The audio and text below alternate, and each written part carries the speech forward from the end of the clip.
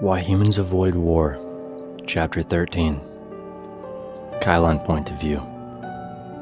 Commander Rykov's orders had been not to engage the Xanax soldiers unless they shot first, but I had expected them to open fire as soon as we exited the flagship. Instead, they were milling about the spacious terminal, guns pointed at the tiled floor rather than at us. One individual immediately caught my eye. His striking dark blue feathers and pronounced beak suggested he was of noble lineage. Unlike the others, he was wearing his dress uniform rather than combat gear. I could have sworn I'd seen him in the media, though I couldn't quite place him. Was he some politician or general? If so, what in the stars was he doing out in the field? The human commander followed my gaze, and recognition flashed through his eyes as he spotted the Xanac nobleman. At ease, Ambassador Kazil, what is this? The Terran soldiers flanking us dropped back at the new orders, relaxing their stance. I stared in disbelief at Ambassador Kazil. Planetary ambassadors were only present at events of major significance, and for most Federation species, they were considered the highest-ranking dignitaries in their government. An ambassador accompanying a security detail to a hostile confrontation? That was simply unheard of. Kazil chuckled, a low rumbling sound. You want to get to the Terran embassy, yes? I think my personal security detail will be a sufficient escort. You're not here to stop us? Rykov asked, raising an eyebrow skeptically. Of course not. Earth is our largest foreign creditor, and also a major trading partner. It would cripple our economy for decades to go to war with you, the ambassador replied. The human shook his head, a smirk on his face. Let me get this straight. You're helping us, not because we're allies or because the Federation's behavior is unjust, but for money. Exactly. I see why our governments get along so well. A note of amusement punctuated the commander's words. You do realize that the Federation could go to war with you for helping us, don't you? War? With what army? If we leave, the other military species will follow, Kazil stretched a talon toward me. It seems you've already won over the Jatari anyways. You've turned the highest-ranking Federation general into your errand boy. My blood burned at the insult, and I raised my plasma rifle at the ambassador's head. Errand boy? I dare you to say that again. Commander Rykov reached over, prying the weapon from my grasp. General, I would appreciate it if you didn't shoot our only ally in the Senate. I clenched my teeth, feeling the veins bulge in my neck. Was the commander really taking his side? Assaulting the Xanac ambassador wouldn't be the smartest move, especially while surrounded by his soldiers, but his haughty attitude was insufferable. Yes, you should listen to the human, Kazil said, a triumphant look in his eyes. Rykov wagged a finger at the ambassador. Don't look so smug. You're out of line too, trying to get under a Jatari's skin. The general and I both have a score to settle with a certain someone. He is not my subordinate. Relax, I was just having a bit of fun. The Jataria wound way too tight, he responded. Who is this certain someone? Well, our business with her is unofficial, if you understand what I mean. Rykov traced a hand down the barrel of my confiscated rifle, a dark look on his face. We want to track down Speaker Eula. That Duze? I wasn't too familiar with Xanac profanity, but I believe Duze loosely translate to intestine grain. She shouldn't be too hard to find. Eula's on the Senate floor as we speak, raising a motion for the Terran Union's removal from the Federation.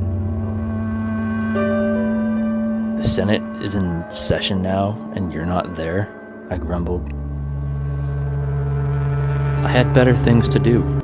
Kazil looked at me for a moment, then turned his gaze back to the commander. Frankly, I don't know why Ambassador Johnson attended. I guess she likes listening to grandstanding idiots. Rykov laughed. It probably reminds her of home.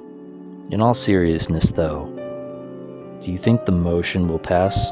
Does Eula have the votes? The ambassador hesitated. I don't know. There's a lot of representatives on the fence, but your attack on the capital probably tips the scales in the speaker's favor. Our attack? The Federation fired the first shots. The commander protested. It doesn't matter. That's not how Eula will tell it. Kaziel glanced at his holopad, avoiding the human's gaze. Enough chit-chat. We should start off toward the embassy. Rykov nodded and handed me back my firearm. Our posse trailed behind the Xanax security detail as we exiled the spaceport in a brisk fashion. Exited, not exiled, my bad. A few humans stayed behind on the flagship to guard it, and if necessary, lift off to avoid its capture. But most of the crew had disembarked for this mission. I assumed for most of the humans this would be their first time seeing the capital in person. Even after hundreds of visits, I still found the city-state a sight to behold. In the emerald glow of the setting sun, the capital's architecture took on an ethereal quality. On the horizon rested the Hall of Governance, an intricate blue spheroid that housed the Senate and the Military Command Center. The rest of the buildings encircled the hall. All Federation species were given a stretch of land, with the founding members' territory nestled in the inner ring. Embassies were often wedged between shops and cultural sites, giving each region of the city a distinct flair. The Turn's Corner was famed for its street vendors and nightlife, but today, the market stalls were abandoned. A crowd of non-human protesters, numbering in the thousands, packed the street. The mob seemed agitated. Barricades lined the avenue to thwart their advance on the embassy. A wall of human police camped behind the barriers, pushing back any demonstrators who tried to cross the threshold. I say police in quotation marks because they were dressed head to toe in black combat gear, an outfit identical to that of a Terran soldier. The only path to the embassy was through the throng, and a few of the protesters had already noticed our presence. A group of them splintered off and charged toward us, wielding blunt weapons and makeshift projectiles. It was evident that we needed to get the demonstrators out of our way, or they would overwhelm us with sheer numbers. The same thought must have crossed Ambassador Kaziel's mind, because with a whistle he signaled for his men to drop into a firing position. The Xanax soldiers found a target, talons hovering over their trigger. "Stop! What is wrong with you people?" Rykov shrieked, sounding almost hysterical. I offered him a sympathetic smile. There's no other way. Ambassador Kaziel gestured agreement, looking baffled by the human's outburst. The commander wordlessly removed the silencer from his rifle, paying no mind to approaching civilians.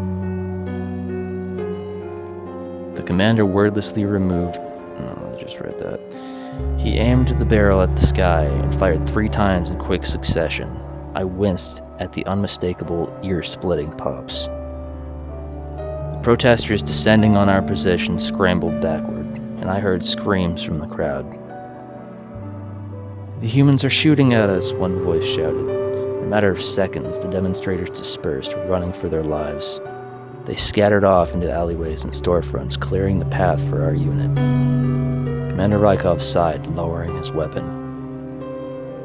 There's always another way. A knot of shame settled in my stomach. If not for the commander, I would have stood by and watched a needless civilian massacre. Speaker Eula really could not have been more wrong about his species. That much was obvious. The humans had no desire for death, and the first thought was always toward limiting casualties. Whatever bloodshed littered their history, they had changed. One of the police officers broke from his formation, marching down the street. He pushed his way past the Xanax soldiers, pointing an accusatory finger at Rykov. "Why are you here?" I told Terran Command not to let you come. The commander gasped, staring slack-jawed at the stranger. Pavel? I thought you were a hostage. The agency has ways in and out of the embassy. Pavel unclasped his helmet, revealing a face that looked like a younger version of Rykov. It really isn't good if any of us are captured. What is the agency? I demanded. This is your brother? Commander Rykov waved a hand dismissively. The State Department, I told you. And yes, this is my brother, Pavel. Pavel smirked. I know, General Kylon. An honor. And unless I'm hallucinating, the Xenic ambassador is in your little band as well. We're at your service. On behalf of my government, we apologize for the Federation's recent actions, Kaziel said. No need. Since you're here, you guys might as well help. Rykov's brother gestured toward the embassy. I have a plan to sneak some hostages out of the maintenance tunnel, but it needs a distraction. I couldn't shake the feeling that Pavel was more than just a State Department employee, though I decided not to express my doubts. What common diplomat would suit up with a militarized police force or be drawing up tactical plans to rescue hostages? It was a relief that the commander's brother was safe, but something told me I needed to watch him very closely. I forced a smile, trying to act normal. We can do that. Just let us know what you had in mind. That would be the end of Chapter 13.